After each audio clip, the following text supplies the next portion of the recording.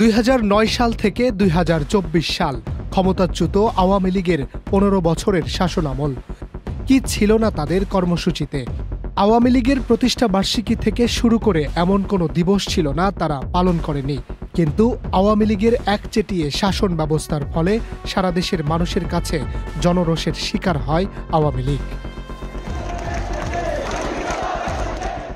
সর্বশেষ 2024 সালে জুলাইয়ে দানা বাঁধে কোটা আন্দোলন। এরপর আগস্টে সরকার পতনের এক দফা দাবির মুখে 5ই আগস্ট শেখ হাসিনাকে ক্ষমতা ছাড়তে হয়। দলটির বেশিরভাগ শীর্ষ নেতাই পালিয়েছেন দেশের বাহিরে, কেউ বা পলাতক, কেউ আছেন কারাগারে।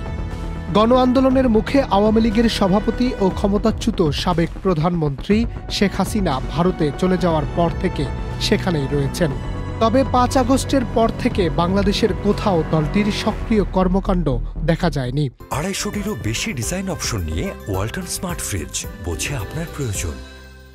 ক্ষমতাচ্যুত এই দলের পক্ষ থেকে এর আগে গত 10 নভেম্বর নূর হোসেন দিবসে রাস্তায় নামার ঘোষণা দিয়েও নামতে পারেনি দলটি। এমন অবস্থার মধ্যেই 28 জানুয়ারি মঙ্গলবার রাতে আওয়ামী লীগের ভেরিফাইড ফেসবুক পেজ থেকে হরতাল, অবরোধ, সমাবেশ ও বিক্ষোভের ডাক দিল দলটি। আওয়ামী লীগের ঘোষিত কর্মসূচি অনুযায়ী আগামী 1 ফেব্রুয়ারি শনিবার থেকে 5 ফেব্রুয়ারি বুধবার পর্যন্ত অন্তর্বর্তী সরকারের পদত্যাগ দাবিতে লিফলেট বা প্রচারপত্র বিলি করবে দলটি।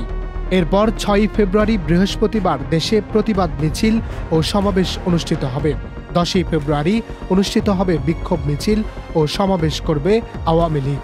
এরপর 16 ফেব্রুয়ারি রোববার অবরোধ এবং 18 ফেব্রুয়ারি মঙ্গলবার দেশব্যাপী সকাল সন্ধ্যা সর্বাত্মক কঠোর হরতাল কর্মসূচি ঘোষণা করা হয়েছে। ফেসবুকে ঘোষিত ওই স্বাক্ষরবিহীন প্রেস বিজ্ঞপ্তিতে আন্তর্জাতিক অপরাধ ট্রাইব্যুনালে শেখ হাসিনা সহ অন্যান্যদের বিরুদ্ধে হত্যা মামলা সহ অন্যান্য মামলা প্রত্যাহার এবং প্রহসনমূলক বিচার বন্ধেরও দাবি জানানো হয়।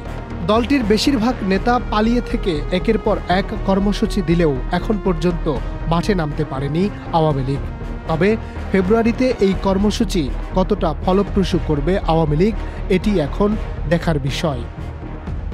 Harunur Rashid, channel I.